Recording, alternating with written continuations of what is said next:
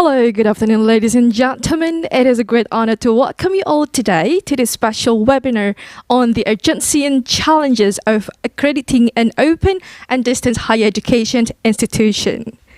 I'm Ayubi Chakradiwati, serving you as your MC on the second series of webinar conducted by Indonesian Association of Distance Education Professionals, or more famed under the name APPJJI. And before we begin, on behalf of the organizing committees, I would like to take a moment to warmly welcome our esteemed audience. A special greeting goes out to the Central Board of Directors and members of APPJJI, higher education leaders and administrators, all researchers, academicians, teachers, and even learners focusing on distance education. Thank you very much for joining us virtually today. Ladies and gentlemen, before we begin, let's take a moment to listen and sing Indonesian national anthem, Indonesia Raya.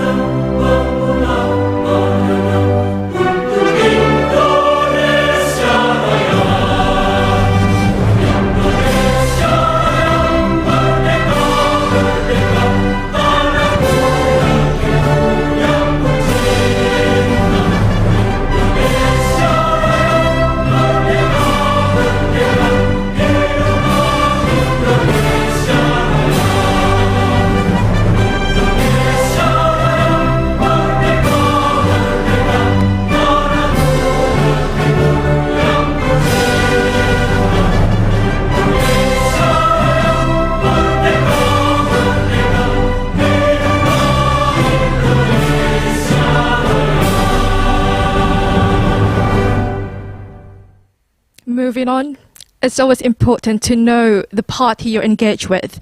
Therefore, sit back, relax, and enjoy this glimpse into APPJJI organization's heart and soul.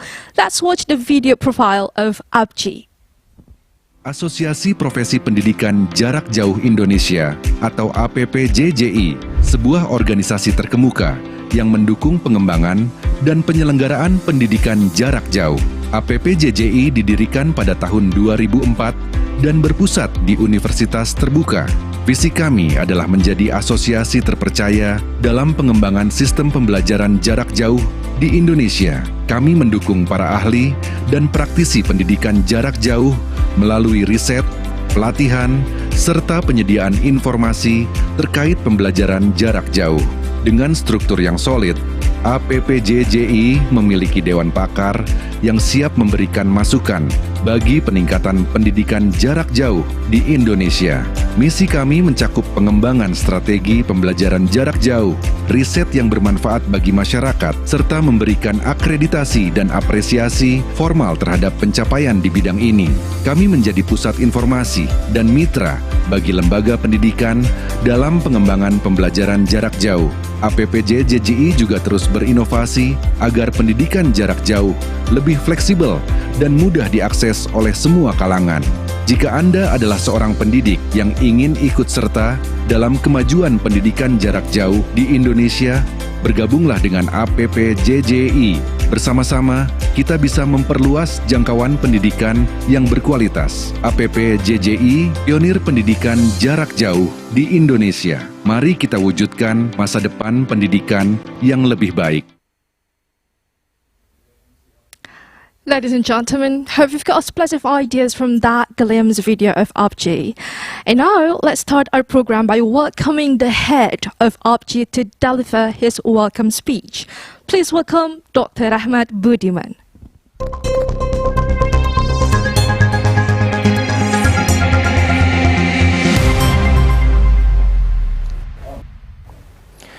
Bismillahirrahmanirrahim. Assalamualaikum warahmatullahi wabarakatuh. Good afternoon and best wishes to all of us. To our respective guests, Professor Melinda Bandalaria from University of the Philippines Open University, Professor Lee Kam Cheong from Hong Kong Metropolitan University, Professor Basaruddin from Universitas Indonesia, and our moderator, Dr. Irsanti Widuri. Esteemed colleagues, and to all of the participants of the webinar APPJJI Series number 2. Welcome to today's webinar, where we gather to explore on important in the realm of education, the urgency and challenges of accrediting open and decent higher education institution. As the chairman of the Asosiasi Profesi Pendidikan Jarak, Jauh Indonesia, or APPJJI, I'm thrilled to see such a diverse group of professionals and advocates to committed to enhancing the quality and credibility of our educational landscape. The evaluation of open and decent learning has transformed the way we think about education, making it more accessible to learners around the globe. However, with this rapid expansion comes a pressing need to ensure that this institution meet rigorous standards of quality and integrity. Ladies and gentlemen, accreditation, it is not just a formality. Assure students, employers, and society at large that an institution provides a meaningful and effective learning experience.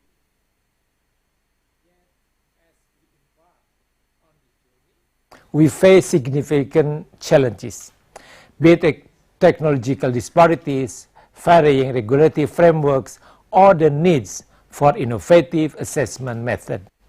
Today, meaningful discussions with experts and thought leaders who will share their insights and strategies for overcoming these hurdles.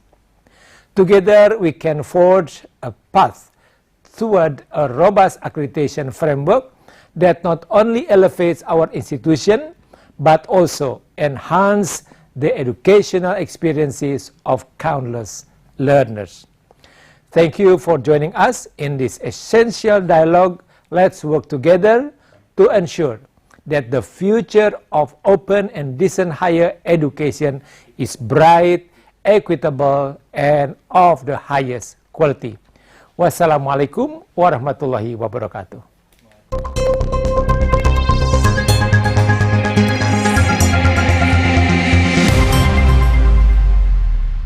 Waalaikumsalam warahmatullahi wabarakatuh. Thank you very much, Dr. Ahmad, for your warm welcome speech. And ladies and gentlemen, wherever you are right now, the rapid evolution of education delivery methods, particularly on open and distance learning education, has brought numerous opportunities and challenges, as what Dr. Ahmad said just now. And as more institutions adopt ODE systems, ensuring the quality and credibility of these programs has become a critical concern. On today's occasion, we're very lucky and deeply honored to have been able to invite unexceptional professors who flew across the globe just to share their expertise with us here live in our studio. Each one of them will share their unique perspectives and experiences on how accreditation impacts the quality and recognition of higher education institutions. Maybe we can have a wee shot to the speakers. Hello, good afternoon, professors. Just say hi. Right, hang in there, because to lead us through this important discussion, we're also joined by our beautiful and skilled moderator who will guide today's conversation, ensuring we cover many dimensions of accreditation in higher institutions. And with that, I'm delighted to hand over the floor to our moderator, Ibu Dr. Irsanti Widuri Asih. Thank you very much, Ms. Ayubi. Well, very good afternoon, everybody. Welcome to today's webinar, where we'll be diving into a very important topic, the urgency and challenges of accrediting open and distance higher education institutions. And my name is Irsanti Widuri Asih. It's been such a great pleasure for me to be able to be your moderator for today's session. And as mentioned previously by Ms. Ayubi, as you can see here, we have a fantastic lineup of speakers, and I'm sure their insights will be valuable for all of us. Okay, just like also previously mentioned by our chairman, the chairman of the APPJJI, Mr. Rahmat Budiman, this webinar is initiated by APPJJI, and APPJJI recognizes the importance of raising and discussing issues related to the accreditation of distance education. And we are very fortunate to have the opportunity to gain valuable insights from our three exceptional speakers. They are distinguished educational figures whose expertise in contributing to today's discussion is beyond question. Okay, first, we have Professor Melinda Bandalaria, PhD from University of Philippines Open University. How are you, ma'am? Yeah, I'm fine. Thank you for coming. Here. Happy to be here. Yes, Thank you so much. And our second speaker is Professor Cheong from Hong Kong Metropolitan University. Welcome. Hi. Prof. KC. Hi. Hello. And the last one, but not least, we have Professor T. Basaruddin, more commonly known as Prof. Chan. How are you, Prof. Chan? I'm good, thank you. Assalamualaikum warahmatullahi wabarakatuh. Waalaikumsalam warahmatullahi wabarakatuh. Okay, before we begin our discussion, let me first explain our ground rules. Okay, I will give each of you around 5 to 10 minutes to present your points, and then after that I will ask a few questions to spark our discussion. Lastly, I will allocate around 20 minutes at the end of this session for participants to engage to our discussion or ask questions to the three of you. Okay? Okay. So I will give the chance first to Professor Melinda, followed by Prof. KC, and the last one will be Prof. Chan. Before I give the first opportunity to Prof. Mel to present her key points, allow me to read her CV. Prof. Melinda de la Pena Bandalaria, PhD. She obtained her Doctor of Philosophy majoring in Development Communication, Cognitive Sociology from University of the Philippines, Los Banos, right? And she serves as the Chancellor of the University of the Philippines Open University from 2016 up to now. And her contributions to the development of the ODE are unadaptable. I have a very long list here, actually, so I have to pick which one is should be highlighted. So she's the member of the Executive Committee of the Asian Association of Open Universities, or AAOU, also member of the Advisory Board at the School of E-Education at Hamdan bin Mohammed Smart University, Dubai, chair for Working Group 3, Inclusive Equitable Quality OER at the UNESCO OER Dynamic Coalition. She's also the member of the Asia-Europe Foundation Expert Group on Lifelong and Flexible Learning Pathways. She has been coordinating President OU5, collaborating on projects and research on open distance e-learning and Asian studies. Wow, so many here. And she's also the chair of Asian Massive Open Online Courses Steering Committee, and chairing also the Philippine Community E-Center Network. This is only some of your great contribution. Okay, Prof. Mel, I will give the next session to you. Please, whatever you would like to share with us, please, you have around 5 to 10 minutes, and after that we will wrap up what you've just explained to us. Please, the floor is yours. Thank you very much, Professor Irsanti, and good afternoon to our webinar participants. Hello there. Good day to all of you. Shall we say higher education leaders here in Indonesia and also fellow advocates of quality education, especially at the higher education level, and of course to my fellow speakers here.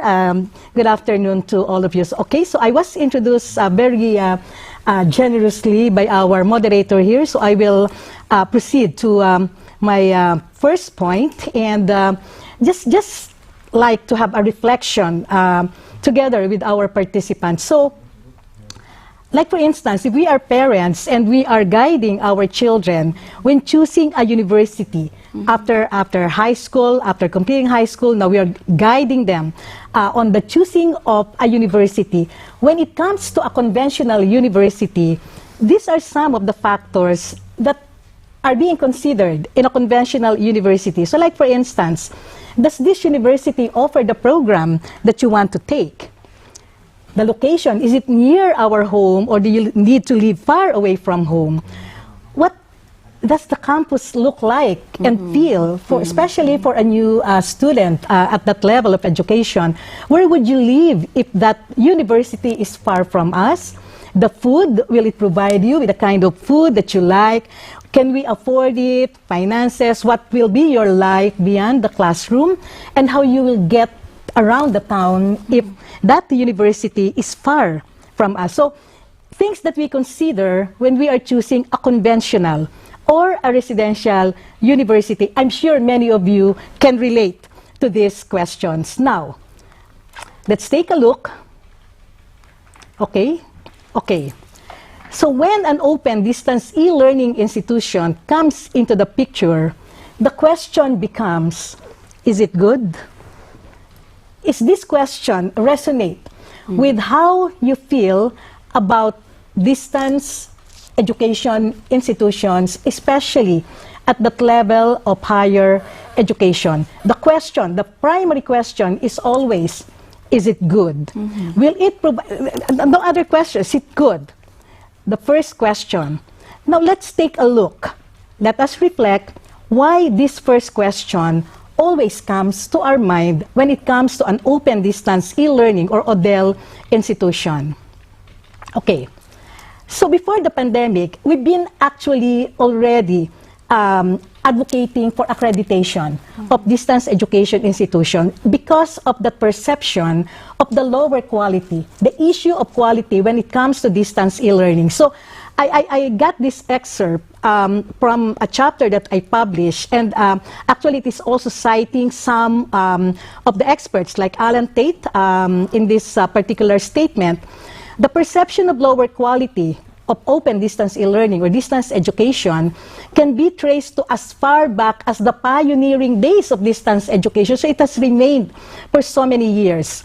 The correspondence system of learning, which can be due to the lack of social education, usually associated with what the students can get when they are studying on campus. So the kind of perception persisted for so many years, even if we already have many research results proving that distance education can be at par. And when we did the online learning, and we really look into the quality of the content of our instruction, we can even be better than some conventional universities. Because at the time, the perception was the acquisition of knowledge is more than just getting the content, but being able to socialize with fellow students in extracurricular activities. And the examples cited here, debating society, football, and the like. So that's the kind of thinking that persisted for so many years, and probably the reason why there is that perception of the lower quality. Hence, at that time, before the pandemic, we at the Open Universities institutions, we always say we need to be accredited to prove that what we are offering is also a quality education. Now, after the pandemic, this is the situation now. It has become more urgent. Accreditation has become more urgent. Because of the experience during the pandemic, many universities are now thinking of going online because they have the experience of doing it during the pandemic. They have invested in the training of their professors, providing them with the laptops, connectivity, and all these things. So somehow, universities should think of how can we get the return on our investments, the training, etc., all these things.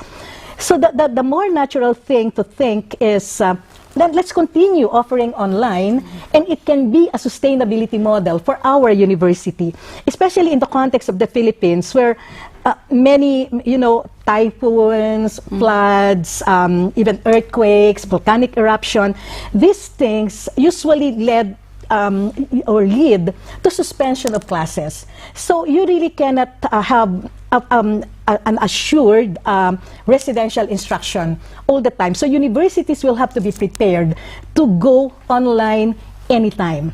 And also, having your courses online, you can reach the non-traditional learners, especially those who really cannot be part of the conventional instruction, and those outside your geographical location. So, like in our case, the Open University in the Philippines, we get something like 20% of our students outside the Philippines, and it's because we are online. So, being online provides you with that kind of reach to other students outside your usual profile. And of course, we always want to include this, that for us, especially for the public-funded universities, we have a social responsibility. We have to provide accessible and inclusive lifelong learning opportunities to the various types of learners. And now our problem is the emergency remote teaching that was implemented during the COVID-19 pandemic is really different from a well-planned, open distance e-learning system that we, open universities, are implementing. Hence, the urgent need for accreditation at this point in time. Okay. But what are the challenges? So, lack of accrediting body for ODEL. I mean, the organizations, those who are doing it professionally, they are not really that much familiar with how we are doing things in a well-planned open and distance e-learning institution.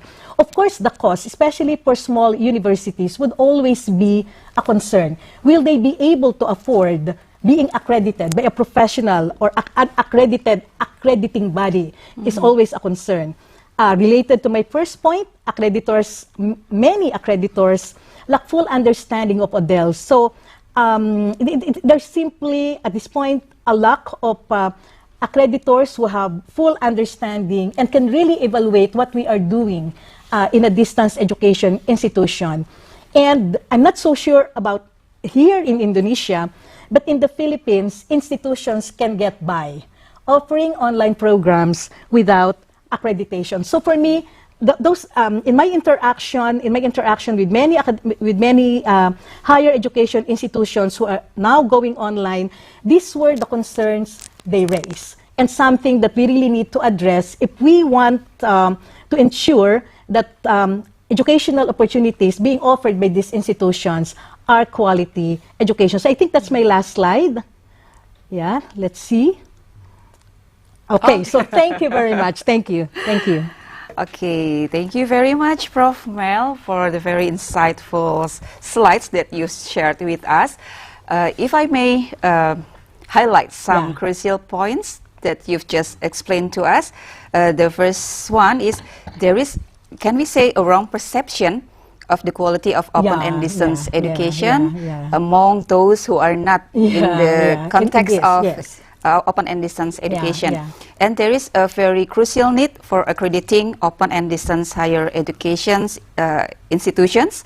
You just explained that many institutions in Philippines operate without obtaining accreditation. And there's also the absence of an accrediting authority for open and distance e-learning.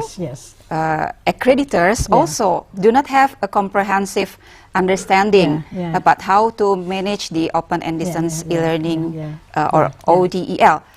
More or less, those are the highlight of your points.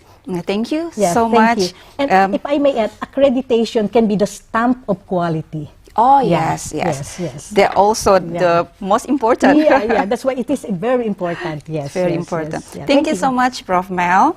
And I think we will go on to our next speaker. It will be Professor Casey Lee. First, I will read your CV, Prof. Casey. Prof. Casey is a world-renowned scholar and leader in the open and distance education field. Prof. Casey has earned 3 bachelor's degrees, 4 master's degrees, and a PhD from renowned institutions, including the University of Hong Kong, Peking University, and the University of London. Wow, that's so many. He has also been awarded many professional qualifications, such as Diploma in Education, Advanced Diploma in Translation, as well as Chartered Linguist and Fellowship of the Chartered Institute of Linguists. Is that correct, Prof. Casey? Well, just like Prof. Mel, he also has very long list. I just pick up some. In 2023, Prof. Casey received 2 highest accolades in the field. First was the International Council for Open and Distance Education, or ICDE, Prize of Excellence, and the second was the AOU Meritorious Service Award, each of which is given to only one distinguished person in a year. And he also serves as the Dean of Open Learning of Hong Kong Metropolitan University, visiting professor of Middlesex University in the United Kingdom, and a number of institutions in China, such as Hebei Academy of Social Sciences and Hebei University of Economics and Business.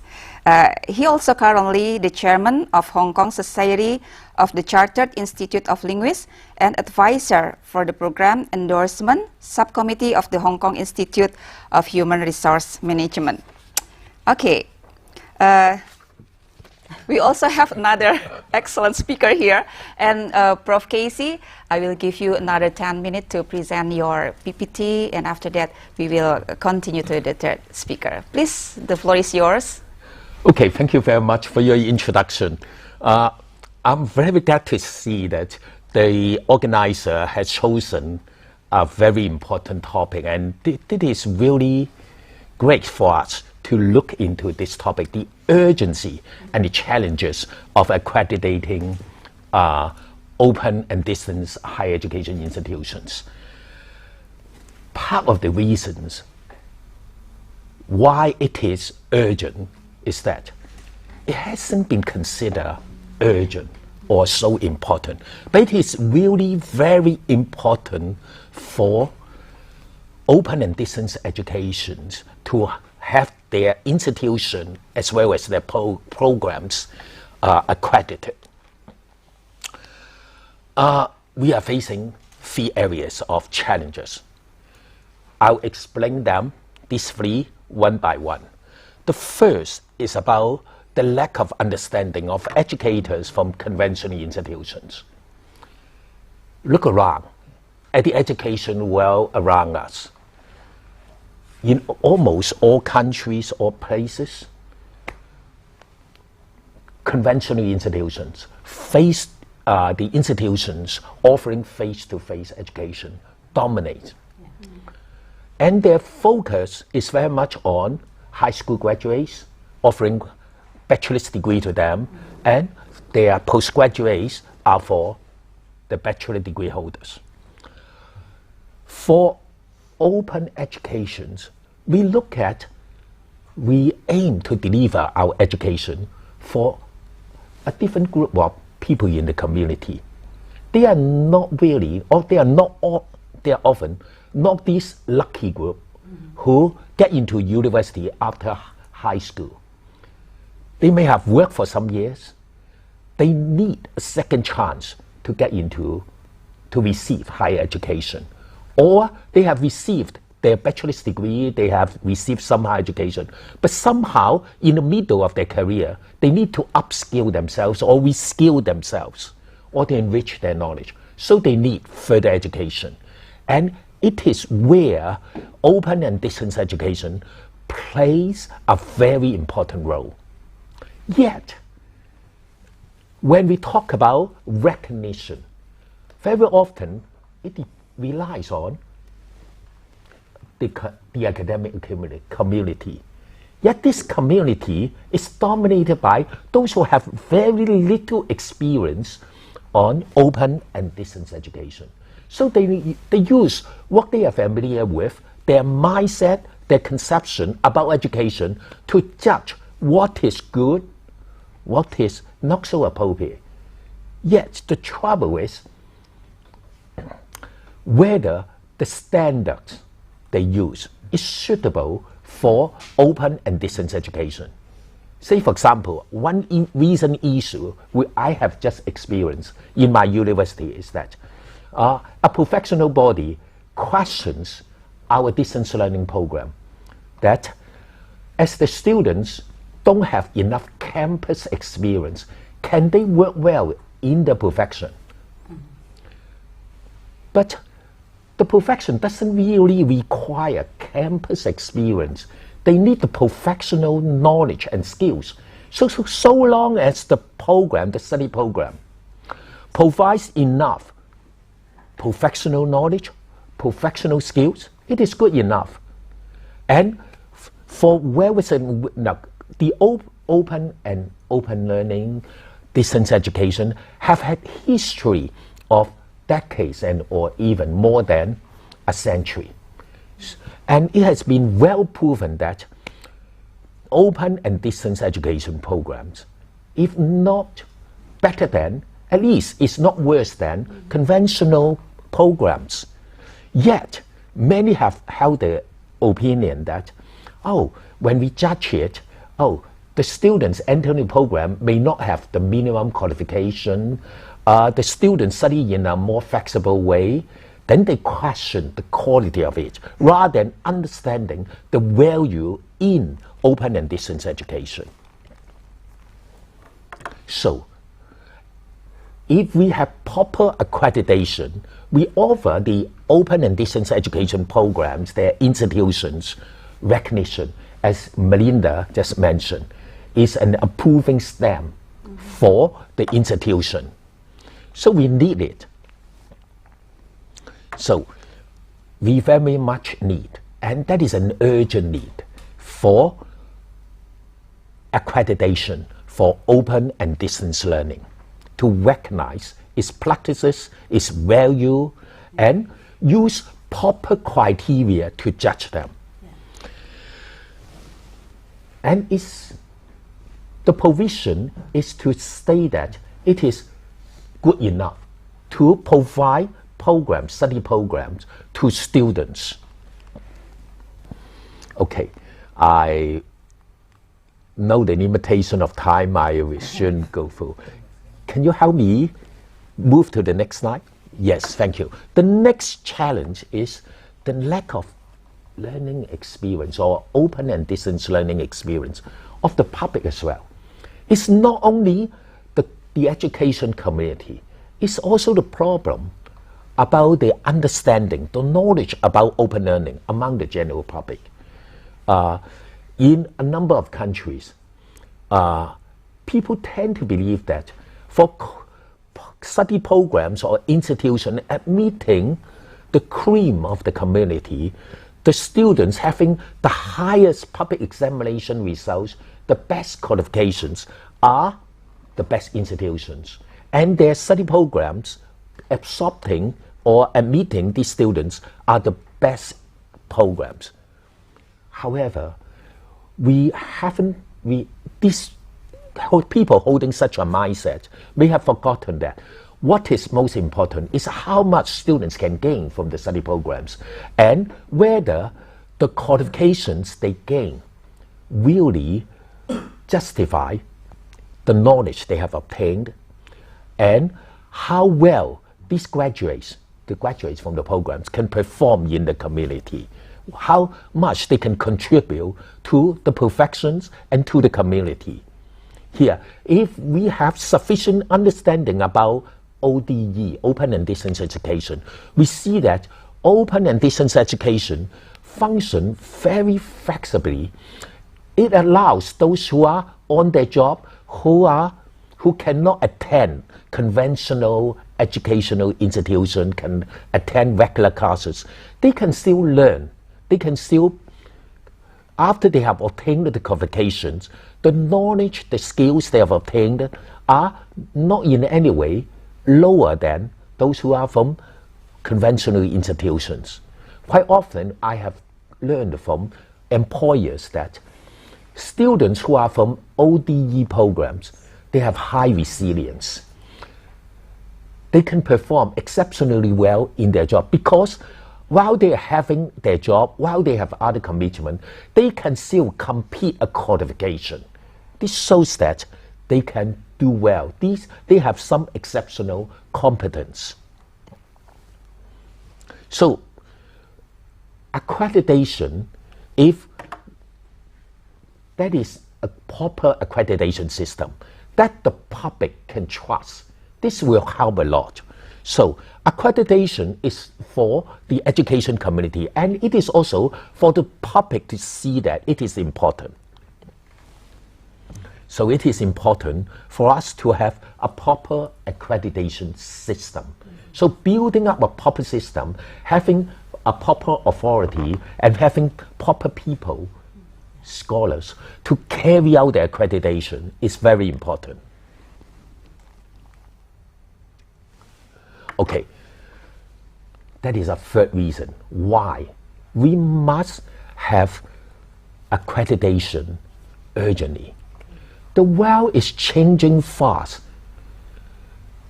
The fast-moving world is pushing us to look at education in a different way. In the past, a lot of people feel that conventional education is enough. As the world is moving so fast, people need to be upgraded and reskilled quite often. Conventional education cannot satisfy their needs. They need flexible, the community needs flexible education to cater for their needs. And the diverse technology is providing various other ways to deliver education. So we need a proper way to see that education delivered in non-conventional way, non-classroom way, non-campus way are also valid. Can you help me change the next page? Now, so we need proper accrediting agency, authority to develop proper QA system, quality assurance system, and develop proper practice, proper criteria, so that that is a system that we can trust. And the system should align with the modern world, so that for education programs or institutions using modern technology to deliver education, they can be properly recognized. And the recognition is not just it's just to be applied locally. It should also be international. So ODE, very important. Accreditation is also very important. So if we have a proper accreditation institution, then the academic quality will be well recognized, guaranteed, and the institutions can be accountable and the process can be transparent. Given the interest of time, I believe that I should conclude very soon. I very much hope that, and I have a dream, that stakeholders of education see that it is a world different from the one we were in decades ago. Now we need to look at open and distance education in a different way, and we need accreditation in our own way.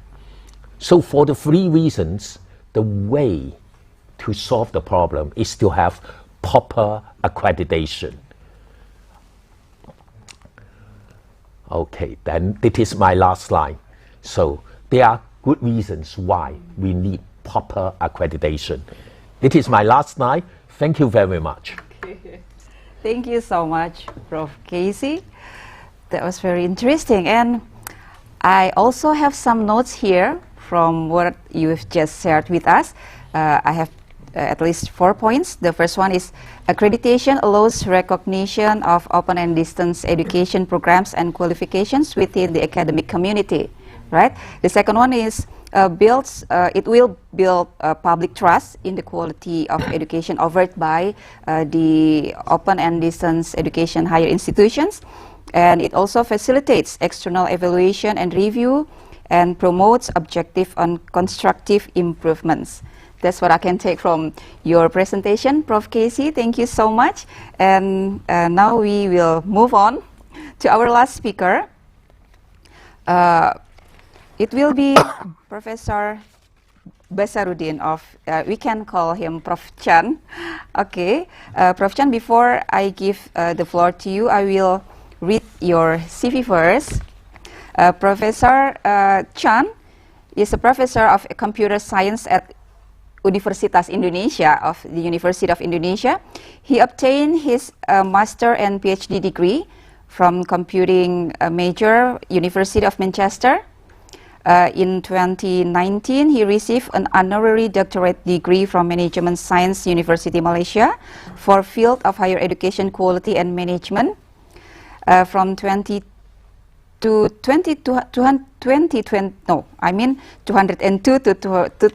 202 to 200. So 2002 to 2005, he was the Secretary of the Higher Education Council at the Directorate General of Higher Education, right, Prof? In 2004, he was appointed as the Dean of the Faculty of Computer Science, Universitas Indonesia until 2013.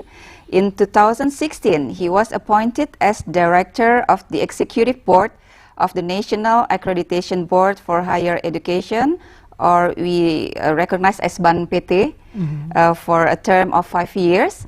And right now he serves as the member of the Accreditation Council of BAN-PT. And internationally, he is known as an expert consultant in the field of higher education development and has served as a consultant in several countries such as Sri Lanka, Jordan, and Mongolia. And in addition, he also active in various international quality assurance organizations. So he's the expert in quality assurance. In 2017 to 2020, as the president of Asian Quality Assurance Network, and from 2017 to 2019 as the vice president of the Association of Higher Education Accreditation Agencies in Islamic world, and from 2019 to 2021 as the president of the IKA. Wow, that's also a very long list. And Prof. Chan, you also have 10 minutes to present your insights. Please, the floor is yours. Thank you. Terima kasih banyak, Bu Santi. Being the last speaker in the panel, I think my task will be quite easy, just to confirm and reaffirm everything Prof. Mel and Prof. Casey have explained earlier.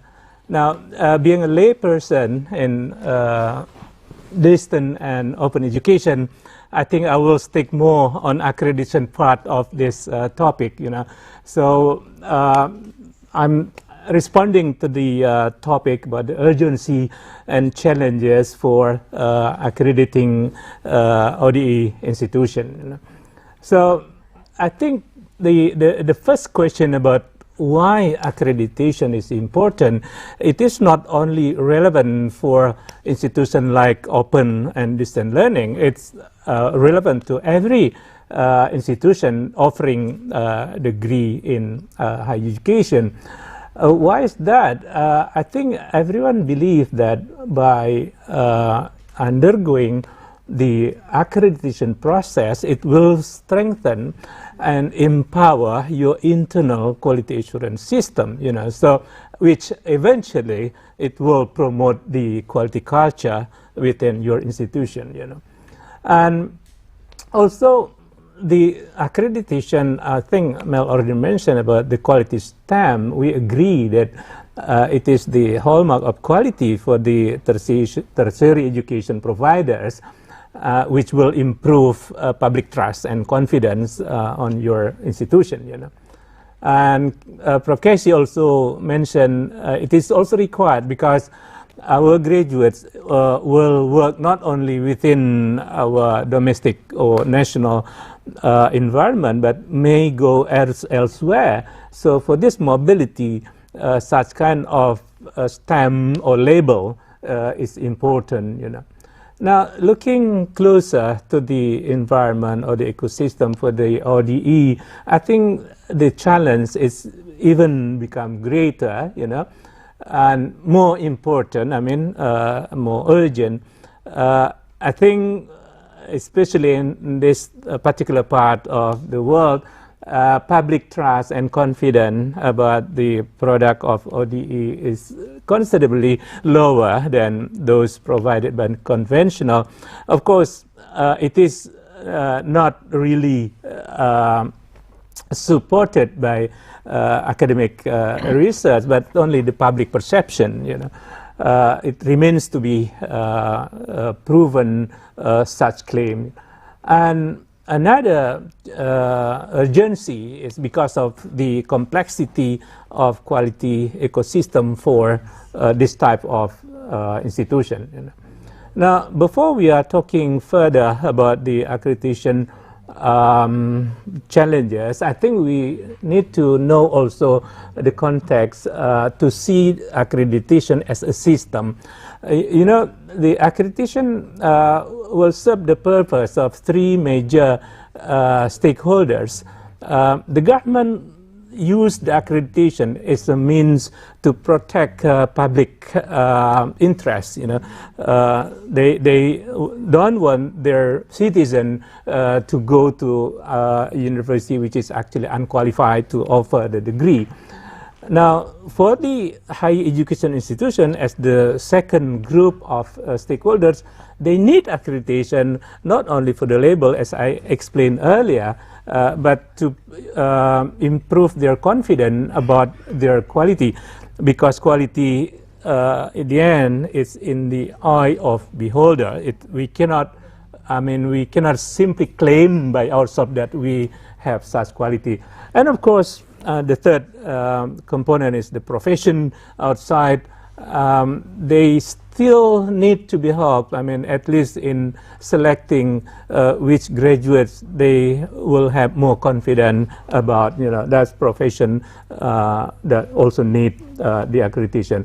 Now, accreditation system is quite complex and contain a few elements.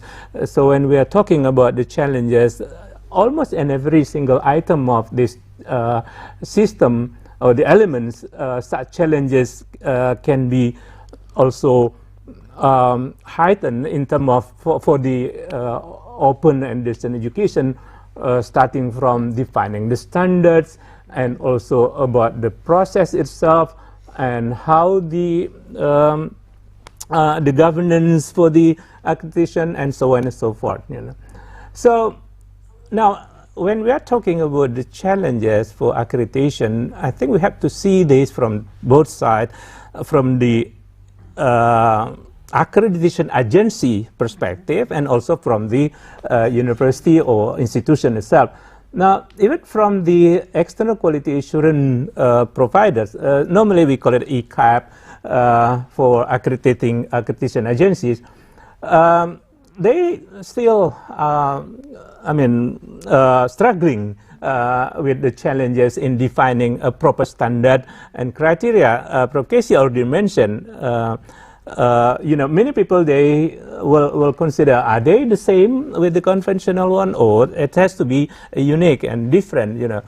One example already provided by Prof. Casey earlier about the campus experience, And the second is about the procedure.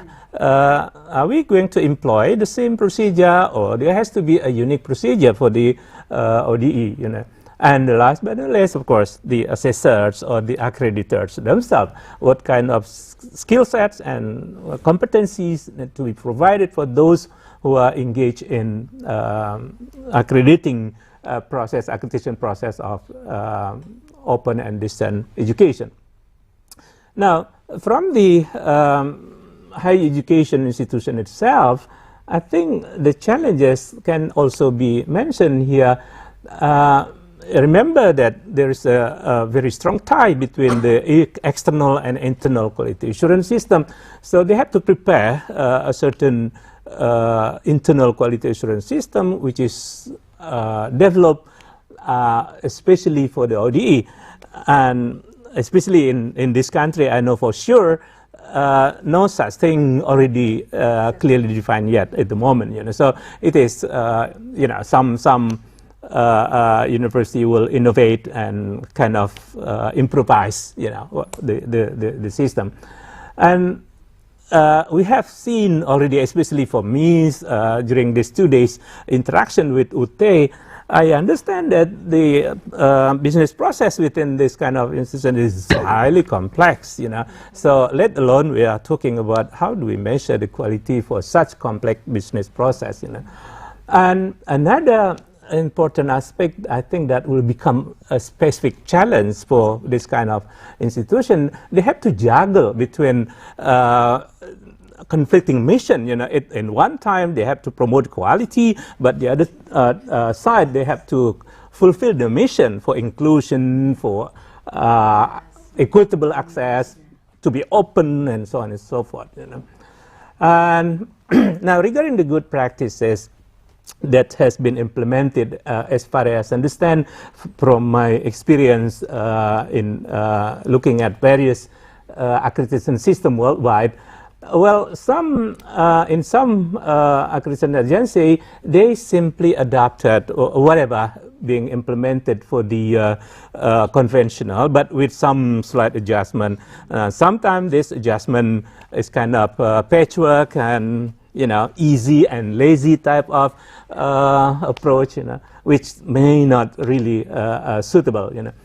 I've seen also that in some agency they narrow down, you know, the process to focus more on the quality of learning support system rather than looking at wider aspect, you know. And later on we can also see some approach, I think down under, they talk about the risk-based approach of accreditation. So for this particular learning paradigm, what are the major risks that we have to take into account and focus on that, you know. So way forward, I think the accreditation process and system for the ODE should take into account the opportunity to integrate the new technology, you know, like artificial intelligence, big data, and so on and so forth. And I think it's already coming into being at the moment. And the primary focus for accreditation services or providers, they have to look into these three things. They have to ensure that the accreditation process should be efficient, you know, because it will kill the university if it is too much burden for them. And they have to be very relevant, highly relevant to the development of the institution, and has significant transformative power that will, you know, uplifting the standing of that institution. That's all from me. Thank you. Okay. Thank you so much, Prof. Chan. If I may give you. Thank you so much. Wow. If I may conclude from the three of you presentations, I highlight some points that you know, actually you have similar highlights. The first one, like Prof. Chan asking, can the same procedures be applied in both contexts, whether it is in the conventional or for the ODE? And the quality of the assessors or the accreditors, do they really actually require specified or particular skill sets and competencies? And then the lack of understanding of open and distance education among conventional educators, that's still the problem that we face. And the absence of an accrediting body for open and distance education. Again, the standards and procedures. I think we really have to, you know, make some particular instruments for assessing the specific nature of the open and distance education. And I like what Prof. Chan has stated, juggling between quality and other mission, such as equitable access, inclusiveness, and also openness. Okay, that's the points that I get from the three of you. And I think we already have some participants who would like to directly make some discussion with the three of you. May I have the open mic for the participants who would like to live question to the three speakers?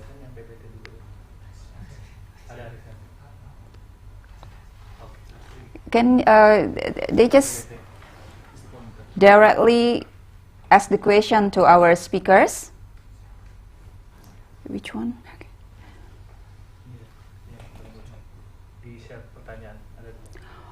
Oh, but okay. Okay, I think this is not the live question. So there is a question that's from the Q&A room.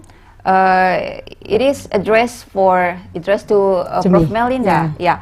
It is interesting in your initial presentation that everyone's question is how good is ODL? Do you have experience in the Philippines on how to convince prospective students to choose an ODL over a conventional university? If so, what strategies have you found most effective? Would you share with us, Prof. Mel? Thank you very much. Mr. Rifan, Mr. Rifan, for the question from Universitas Terbuka. Yes, actually, we always have that problem or concern, and that's probably the reason why I highlighted that in my presentation. In trying to convince people why they would opt to be in an ODL institution, we highlight the flexibility that we can offer. We are not competing with a conventional university, but what is good or what we can offer as an ODL institution. And I have mentioned flexibility. You can study anywhere. You can study anywhere, anytime, at your convenience. Of course, there are deadlines, but that kind of flexibility is not present in conventional universities. Like, for instance, you have to attend classes from 8 to 9, MWF, or those things. You have to be present physically in a campus, and that is something that is not required in an ODL institution. So, for those learners who really want, even at the bachelor's degree, if you are working, especially for those who are the lifelong learners, for continuing professional education, this is something that we are offering and can really be provided by a distance education institution. So it's highlighting, the strategy is highlighting what we can offer, which may not be offered or not available in a conventional university or instruction. The good thing about our experience is that my university, the University of the Philippines, is recognized. It's a recognized university when it comes to quality of instruction.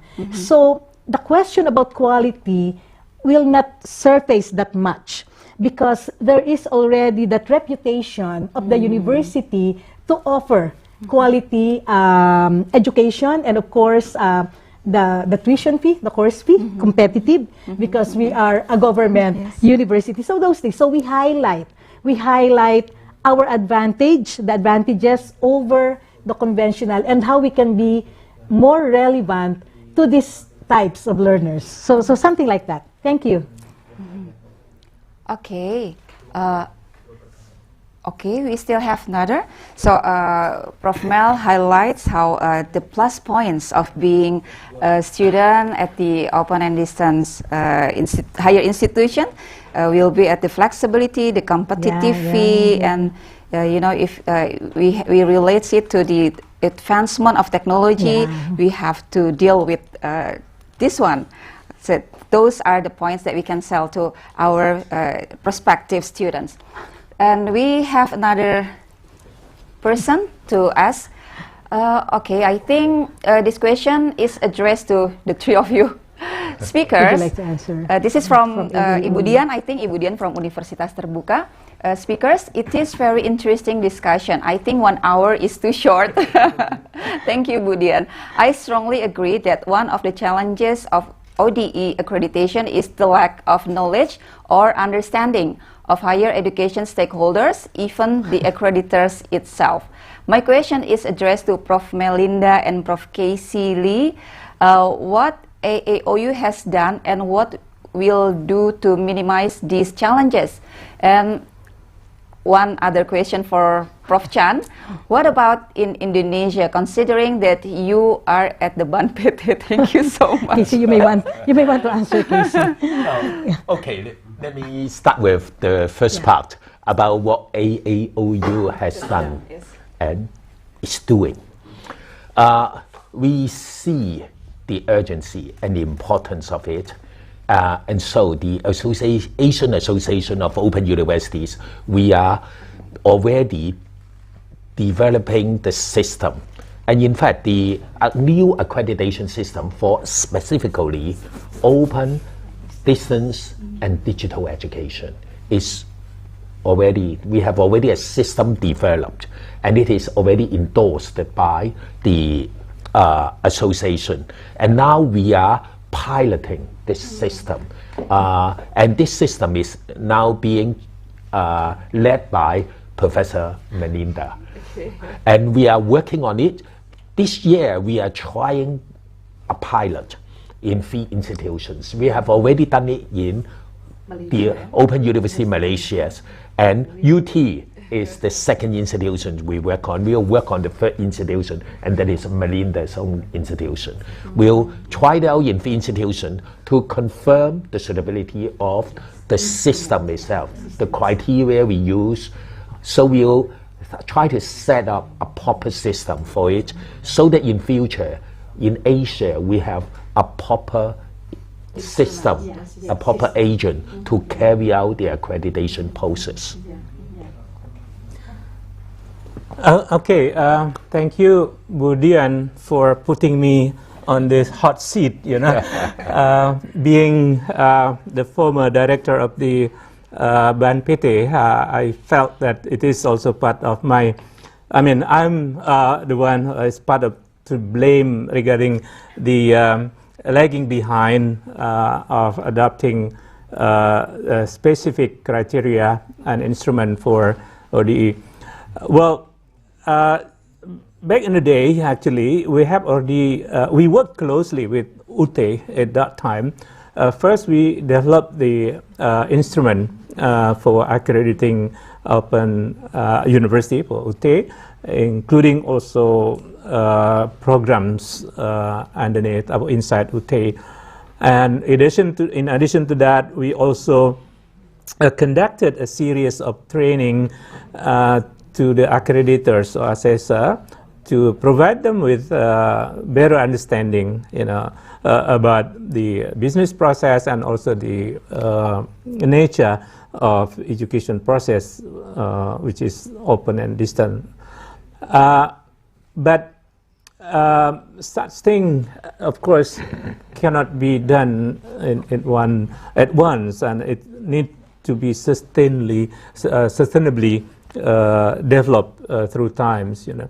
Now, in my capacity as a member of council, accreditation council, of course, under the new, what we call the national accreditation system, the Sistem Akreditasi Nasional, we especially emphasize that every single agency, even including the discipline-based one, LAM, and also the BANPT, they have to develop a specific instrument and criteria for open and distant learning, you know, not simply adopting the existing one, by taking into account global practices, you know, and also, of course, the specific ecosystem in Indonesia.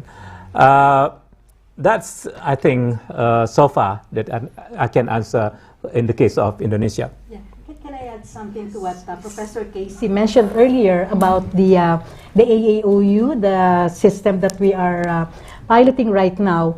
Earlier, Professor Chan in his presentation mentioned that in most cases, we look at what is existing for the conventional universities, how accreditation or how quality is being measured for conventional universities. So what we did in that system, yes, we consider it as a system, looking at the different subsystems that will impact on the quality of a rather complex operations that is happening in a distance education institution. So part of the development of the instrument for evaluation is also benchmarking or looking into what is already an accepted standards or frameworks for conventional universities, and really looking at, okay, so which things are similar or can also apply. Because at the end of the day, when we talk of quality education, we are looking at a common bottom line. Yes. But the way to achieve it may vary for a conventional university, for a distance education institution. So where are those differences, and what can we do so that we can make our system more relevant and suitable for a distance education institution? So we did that. And you are right, it's not something that we can do immediately, overnight. It took us a long time to really finalize just the instrument alone, the system, the overall, the things that will go into the whole system. Yeah, so we're happy that hopefully soon, AAOU will be able to offer that kind of service to open education institutions at the higher education level, and we will be able to address those concerns that we have outlined earlier in our presentation. So yeah, thank you. Thank you for that question. We were able to also explain what AAOU is doing now. Yes. Thank you. But based on what just been explaining by Prof. Chan and you also, I would like to know more. What is actually this very specific what's that, parameters that will be highlighted in the instruments that actually can assess the nature of the open and distance education that cannot be actually assessed by the components of the conventional higher education system for the quality assurance. Would you like, yeah. Accreditation covers many aspects. Yeah, the institution is itself, for an institution, from its organization, its management, a wide range of things. For then individual study programs, also we study a wide range of things. But what are unique to open and distance education? It covers, the key point covers several areas. One, admission of students, the kind of students we serve. And for different types of students, the way we consider what quality is could be quite different. Yeah. The second is the educational delivery, that is how the program is delivered. For example, how we communicate with the students, how we deliver the lessons, how students learn in the study program. In open and distance education, students learn not really from the classroom or within the campus. They study in a place that they choose. Maybe their workplace, maybe their home, or somewhere else. But the way we deliver the education, it could be study material, in the past mostly printed, but now it's mostly online. For online material, there are various types. Web-based, and there could be other types, and there are different levels of interactivity. Yeah. So all these are important, and it also relates to the kind of learning objectives we would like to achieve. So we need relevant experts to look at individual programs, study programs. When we examine the institution itself, we look at its organization, about to what extent it can well deliver education in the open and distance mode. Yeah, we usually, if for example we are talking about standard and criteria, we usually divide this into three chunks. The first one, the input side, the process side, and the output outcome side. Now, talking about output and outcome, I don't think there will be much different, right? So we expect that graduates should, comprehend this such and such. But when looking at the process, then it is different process, type of process. Now, even the input side, remember during the discussion yesterday, people talking about how the criteria mentioned that the number of professor, the number of doctor, is it relevant, because the course manager, not necessarily a professor himself, but he can actually develop a very good quality of courses by employing different sources of expertise from different sources, So that's, I think, one of the examples where as I said earlier, easy and lazy copying may not be suitable. Yeah. I would like to take on from that point that you have raised. Like for instance, when we talk of quality, the course materials, which may not be present in a conventional university, because in a distance education setting, the quality of materials it's everything. Really play a very important Vital role. Yes. And you are right, it can come, the content can come from different expertise, different sources. So, and we look at the process of the development so that we can really say that it is of quality. I also would like to take on from what you have mentioned earlier in your presentation, that why is it that when we talk of quality, there is the tendency to center on learner support system? I agree with you. While learner support is present in both the conventional and in distance education institutions, the way it is being made available to the students may differ. So for instance, if I go to an institution and that institution claims that I am a distance education institution, and I would say, okay, so how do you deliver instruction? Just like what Casey has mentioned earlier. And then when they said, oh, we're doing it online. So the very first thing that I will do is, okay, let me take a look at your learning management system. Do you have any? And what kind of interaction is happening in your learning management system? I have seen institutions who claim that they are online institutions. They have students all over the world. And when you look at their learning management system, nothing is happening. They're just uploading PDF copies of their lecture materials, those things, which if the institution is accredited, it will not pass. It will not pass. You're saying you're online, but what about your library services? Do you have online resources which your students can access anywhere they are? So those things, the pillar may be the same, like learner support, instruction, but the way it is being done may be different. And that kind of thing is something that accreditors should be familiar with. Yes. Should be familiar with. Yes. So, Okay, thank you very much. Actually, we have some other questions. I saw some questions from work. But we are running out of time. I know. Yeah. Shame. So, yeah, it's been a very great discussion that we had. Yes, we are already at the end of our session.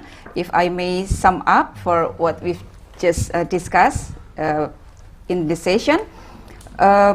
We've covered a lot of ground today, from the urgency of accreditation to the challenges institutions face and the role of technology. It's clear that while accreditation for open and distance learning institutions is complex, however, it's also essential to ensure that these institutions deliver high quality education that is recognized globally. And we from UT, particularly Prof. Chan, would be very grateful if what is now conducting by the AOU accreditation team could be accommodated by BAN PT for the instruments for specific for the open and distance education higher institution. Thank you so much, Prof. Mel, Prof. Casey, and Prof. Chan. I think we've reached our end of our discussion, and I will give the session to Miss Ayubi. Thank you very much. Thanks. Thank you very much, Dr. Irsanti, and all the invited speakers. Such a fruitful session, which there was just more time, but really, really good and insightful session. Thank you very much. So, as a token of appreciation, we will be awarding certificates to each of our speakers. For that matter, we'd like to invite Dr. Ahmad Budiman to come up to the stage to hand over the certificate of appreciation to our speakers. Bapak Dr. Ahmad, floor is yours.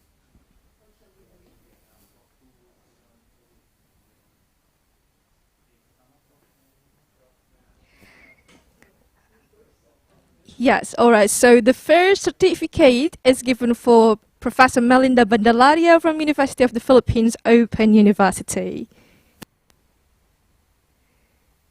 Thank you very much. Yes, we have another. Thank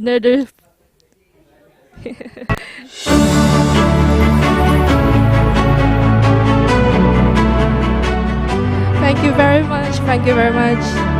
And next we have the second certificate. This one is given to Professor Lee from Hong Kong Metropolitan University.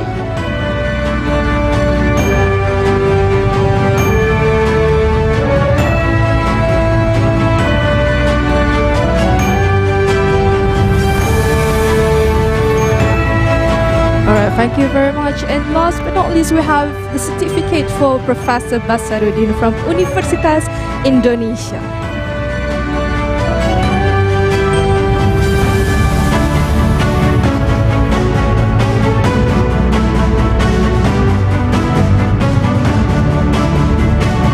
Thank you very much, Dr. Ahmad, and all the invited speakers. Please remain back to your seat.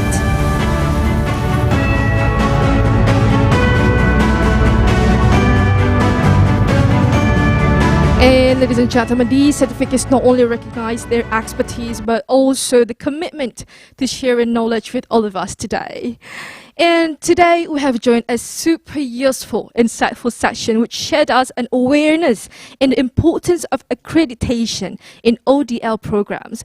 And it gave us better understanding about practical solutions and best practices to support high-quality ODL programs. And unfortunately, we have now come to the edge of our activities. And before that, I would like to remind you all to join the APPJJI membership, and we will share the barcode at the end of this session. And we would like to extend our heartfelt gratitude to our amazing speakers, Professor Melinda, Professor Casey, and Professor Chan, and of course the moderator as well, Dr. Irsanti, and then also our audience, the great engagement, and of course to all the involving organizing committees. Thank you for all of your cooperation, time, and effort.